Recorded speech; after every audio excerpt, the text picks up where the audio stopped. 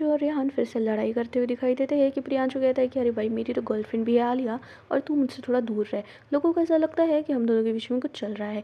जिस सुनने के बाद रेहान खुश होकर बोलता है अरे अच्छी बात है ना, हम दोनों तो वैसे भी बहुत ज़्यादा फ्रेंड्स हैं और तू टेंशन मत ले। मैंने ना एक लड़की ढूंढ लिया है, उन्हीं की जो नई लड़की आई है अभीरा, हाँ मैं उसी को पटाऊंगा और वो जल्दी से मेरे प्यार में भी पड़ जाएगी। और वो बहुत ज़्यादा क्यूट भी है। जिसमें पीछे पे बोलता है कि हाँ हाँ वो तो बहुत ज़्यादा क्यूट है। वहाँ पर अरमान ये सब बातें सुनकर उसे बहुत ज़्यादा गुस्सा आ जाता है और वो कुछ करने से पहले ही डोर पर नॉक हो जाती है। जिसके बाद डोर पर एक लड़का आकर कहता है कि सीनियर्स ने जल्दी से तुम लोगों सबको बुलाया है, जल्दी से ग्राउंड में इकट्ठा हो जाओ। अरमान कहता है कि नहीं मैं बाद में आता हूँ, पर वो उससे वार्निंग देता है कि अगर सीनियर्स की बात नहीं मानी तो बहुत ज़्यादा सीरियस कॉन्सिक्वेंसेज होंगे।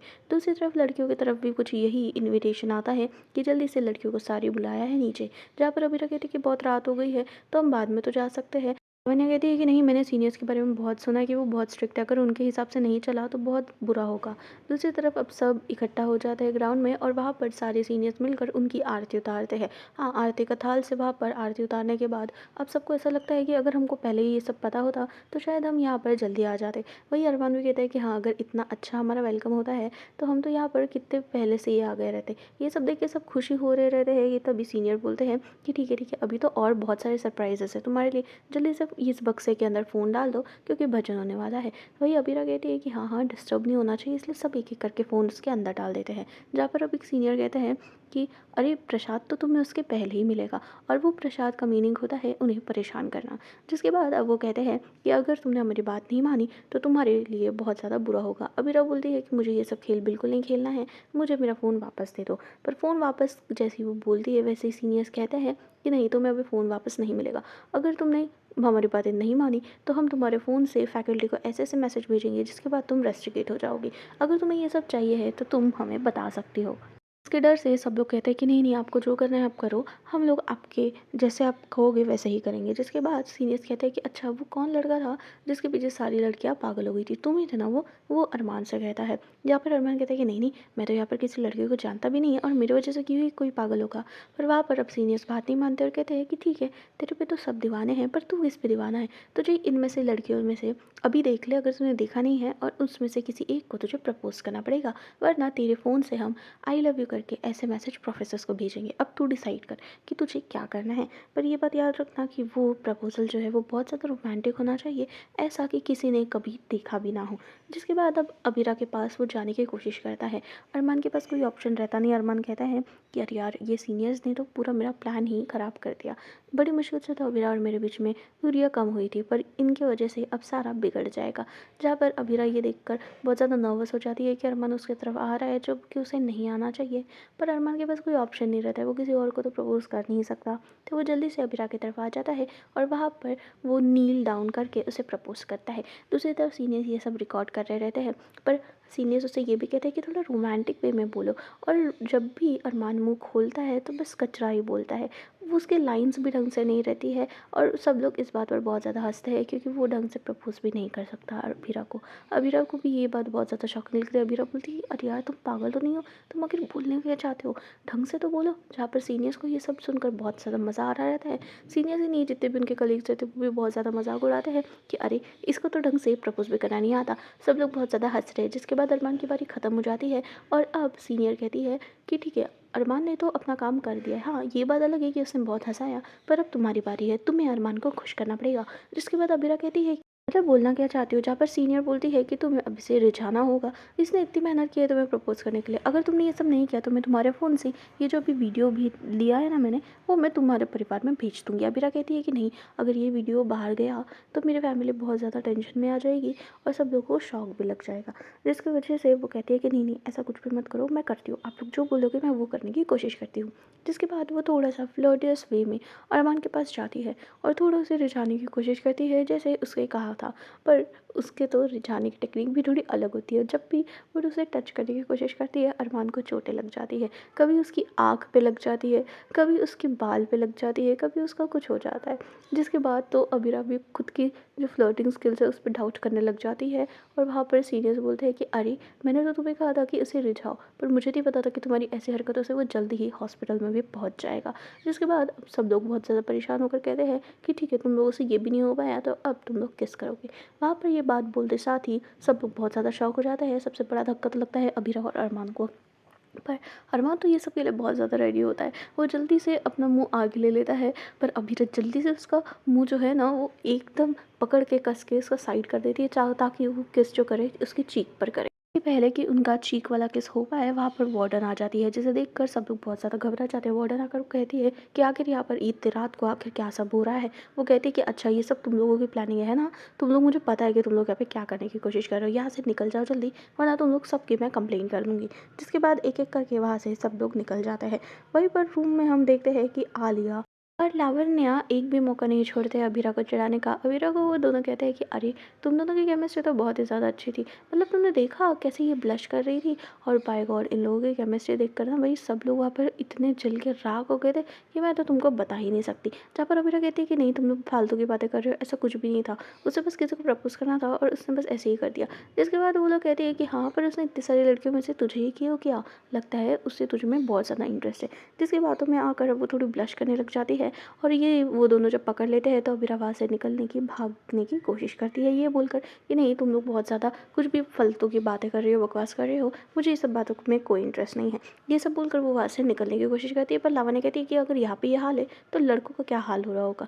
जहाँ पर रेहान जो है वो बहुत ज़्यादा परेशान होकर पीछे से कहता है कि अरे यार अबीरा को तो मैं प्रपोज़ करने वाला था, उसकी केमिस्ट्री तो मेरे साथ थी, पर देखो ना इसने तो मौके का फ़ायदा उठा लिया। जिसके बाद अरमान को गुस्सा आकर कहता है कि आज तुमने कह दिया, इसके बाद ये सब कहा तो मेरे से बुरा कोई नहीं होगा।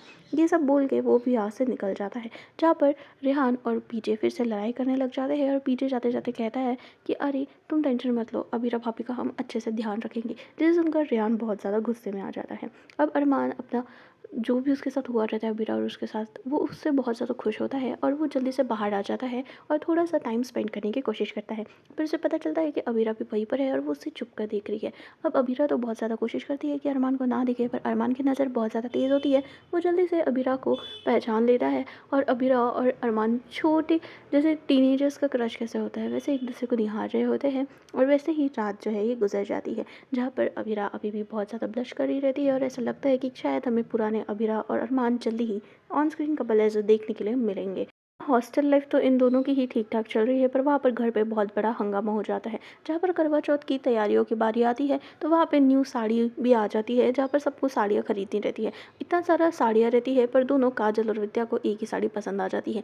दोनों लड़ाई करने लग जाती है कि नहीं इस पर मेरी पहली नज़र पड़ी थी तो मैं लूँगी, और वैसे भी मैं बड़ी हूँ। पर काजल कहती है कि कभी तो छोटों को भी कुछ दे देना चाहिए, और वैसे भी ये साड़ी अगर आप नहीं पहनोगे तो कुछ हो नहीं जाएगा, इसको मैंने पसंद किया था, आप बाकी साड़ियों में से कोई भी चुन लो। वहाँ पर दोनों भी हार मानने के लिए तैयार नहीं रहते हैं, और कहते हैं कि नहीं नहीं ये साड़ी मैंने लिया था और मेरी नज़र पहले पड़ी थी। विद्या भी कहती है कि हाँ ये तो मेरी ही साड़ी है। जहाँ पर सब लोग उन्हें बताने की कोशिश करते हैं कि आप लोग इसमें से कोई ले लो, पर कोई भी मानता नहीं है। जिसके बाद दोनों खींचाखाची करने की शुरुआत कर देते हैं, जहाँ पर आधी आधी साड़ी पकड़ के दोनों अपनी और वो साड़ी को खींचने लग जाते हैं। ये सब बर्ताव देकर घर वाले बहुत ज़्यादा स्ट्रेस हो जाते हैं, क्योंकि अभी मौका मौका देखते साथ ही दोनों ही लड़ाई करने के लिए लग जाते हैं।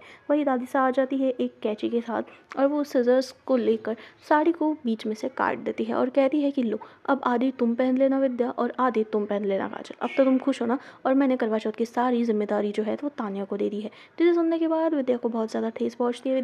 विद्या कहती है कि माँ साहब आपने ऐसा आखिर क्यों ही किया है, हर साल तो करवा चौथ की जिम्मेदारियाँ मैं ही निभाती हूँ, और अगर मैं नहीं तो अबीरा निभाती है। जिसे सुनने के बाद काजल और ज़्यादा ट्रिगर हो जाती है। काजल कहती है कि अरे कभी तो आप दूसरों को मौका दो, आपकी वजह से ही ये सब हुआ है। और वैसे भी विद्या कहती है कि नहीं नहीं ये जिम्मेदारी उसको दी जाती है जो जिम्मेदारी के निभाने के लायक हो, और तान्या ने तो ऐसा कुछ काम किया भी नहीं है, वो तो हमारे जितने भी वर्कर्स हैं ना उनके नाम तक नहीं जानती है। पर अभी काजल कहती है कि आपने इसमें मौका दिया होता तब ना, पहले तो गीतांजलि आ गई, अबीरा को आपने फेंक दिया, फिर गीतांजलि की शादी अरमान के साथ होने के बाद आपको पता था कि गीतांजलि क्या कर रही है, तब भी आपने गीतांजलि का साथ दिया और अरमान को फोर्सफुली उसके साथ सब कुछ करने के लिए मजबूर किया, नई ज़िंदगी शुरुआत करने के लिए मजबूर कर दिया। उसके बाद गीतांजलि का जब सब सामने आ गया और वो चली गई, तो फिर से आपने अबीरा का गुन गाना चालू कर दिया।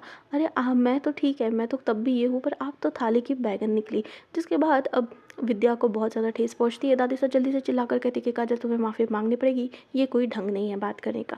दूसरी तरफ अबीरा की सुबह हो जाती है। जल्दी से वो नहाने के बाद भगवान की पूजा करके सबको आरती की थाल दे देती है। जहाँ पर आलिया जो है वो अभी भी नींद से नहीं उठी रहती है। कैसे भी करके जब वो थाली ली उसके पास लेके जाती है, आलिया कैसे भी करके आशीर्वाद ले ही लेती है। उसके बाद लावण्या जल्दी से आकर आलिया को धक्का देकर उसे नीचे गिरा देती है। आलिया चिल्लाती है कि आखिर ऐसा किसने किया। तो वहाँ पर वो दोनों लड़ाई करने लग जाते हैं कि कल मैं पहले नहाने गई थी तो आज तू जाएगी। वहाँ पर दोनों लड़ रहे होते हैं कि जल्दी से अबीरा वहाँ से निकल कर मायरू से बात कर लेती है। मायरू को वो बोलती है कि अरे तुम क्या कर रही हो, तुम अभी तक स्कूल नहीं गई। वहाँ पर मायरू भी पूछती है कि हाँ मम्मा आप कैसे हो, और आप थोड़ा घूमने क्यों नहीं जाते, मतलब हमारे तरफ भी प्ले टाइम होता है। जहाँ पर सुनकर अब अबीरा कहती है कि नहीं बेटू, हम यहाँ पे बिल्कुल घूमने नहीं आए हैं, हम यहाँ पे पढ़ाई करने आए हैं। पर मायरू कहती है कि नहीं, मैंने पापा को बोला है कि वो आपको एक लव वाली मूवी दिखाए, और वैसे भी हम लोगों को भी तो प्ले टाइम मिलता है ना, तो आपको भी प्ले टाइम मिलना चाहिए। जिसे सुनने के बाद अबीरा कहती है कि क्या, ये आजकल के बच्चों को ना बिल्कुल शू लेस तो बांधनी आती नहीं है, बट लव के मामले में बराबर ये सब बराबर हो जाएगा। जिसके बाद मायरू जो है वो सुनने साथ ही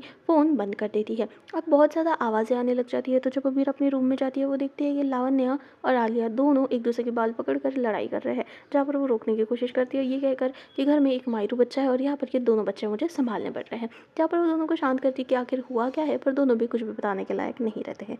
वहीं पर डोर पर एक नॉक हो जाते हैं और वहाँ पे एक डिलीवरी वाला एक गुलदस्ता लेके आ जाता है। एक बुके को देखकर दोनों लड़ाई करने लग जाती है कि अरे यार, ये बुके तो मेरे लिए आया होगा, ये बुके मेरे लिए आया होगा। जहाँ पर आलिया कहती है कि ये मेरे बॉयफ्रेंड ने भेजा होगा तो उसे हाथ में लगाना। लावण्या कहती है कि नहीं नहीं, ये तो मेरे पति ने भेजा होगा।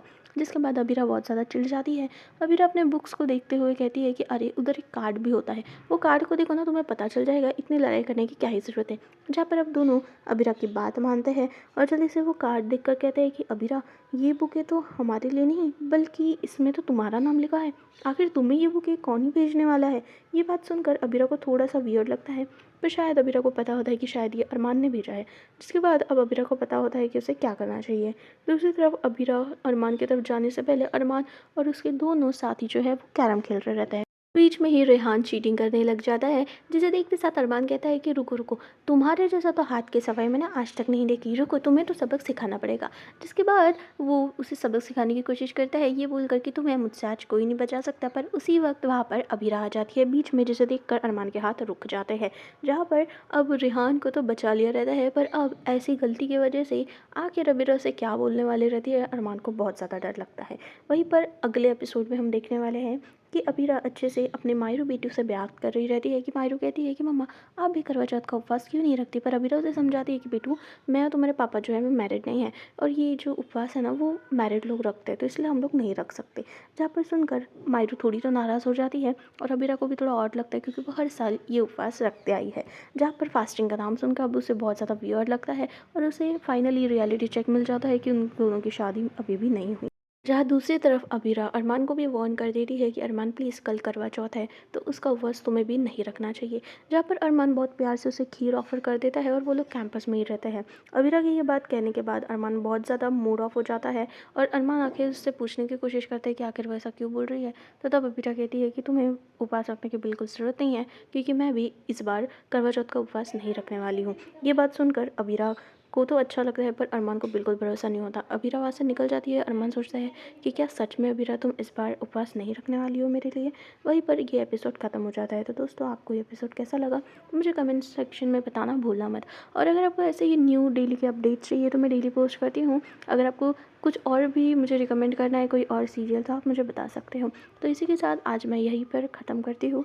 मिलती हूँ मैं नेक्स्ट अपडेट के साथ, जल्दी मिलूँगी। तब तक के लिए ख्याल रखना। Bye bye, take care.